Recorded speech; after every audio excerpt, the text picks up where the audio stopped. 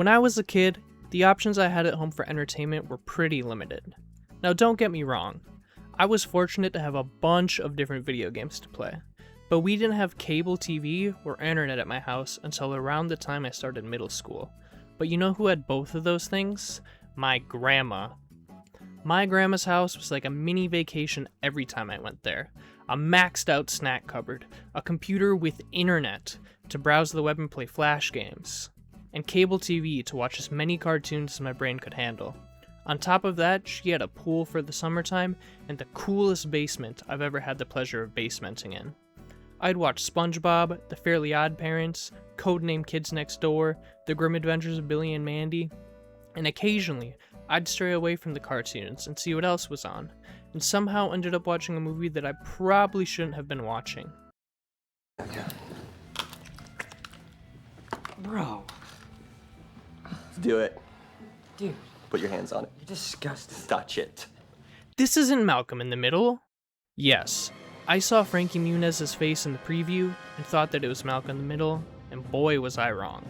I'd later come to learn that the movie I was watching was called Stay Alive, a 2006 horror mystery with super Oh. The movie focuses on a fictional video game called Stay Alive, a survival horror game loosely based on games like Resident Evil, Silent Hill, and Fatal Frame.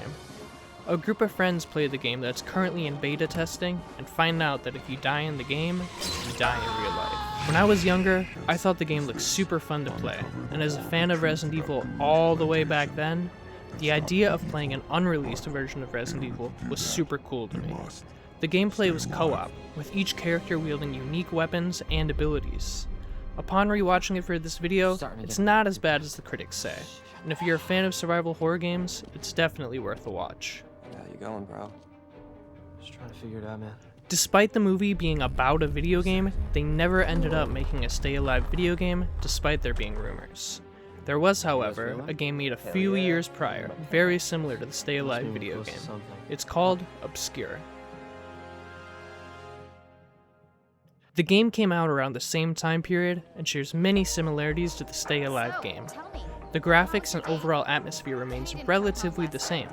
The game features a cast of high schoolers who are trapped in their school after hours when strange monsters start appearing.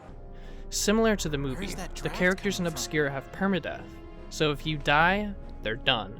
You can't play as them again. The game was met with mostly favorable reviews and remains a hidden gem to survival horror fans.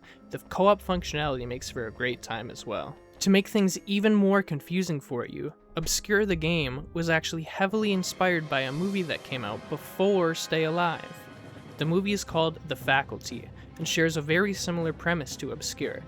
It features a group of students who stayed after hours in their school who fight the infected and mutated teachers and peers, as well as the typical 90s, 2000s era tropes and stereotypes. I haven't myself seen the movie, but based off the trailer, it seems as if Obscure was very heavily inspired by The Faculty. It's even got Elijah Wood in it! Today, all three pieces stand as cult classic movies and games. They eventually went on to make Obscure 2 a year later, and while still a good game, many fans thought it was a step down compared to the original. Stay Alive has yet to be greenlit for a sequel, but in August 2022, Bell revealed developments for a potential sequel film are ongoing. The filmmaker stated that creatives are trying very hard to make another one, and just last year it was announced that The Faculty will be getting a remake. All in all, I'm happy I didn't watch Malcolm in the Middle that day. If I didn't, I wouldn't have had the experience of a super cool horror movie way too young, and I wouldn't have played Obscure. Although neither are the best in their genre, they both are uniquely their own and deserve a watch or playthrough. Thank you guys so much for watching. Drama's Gaming, out.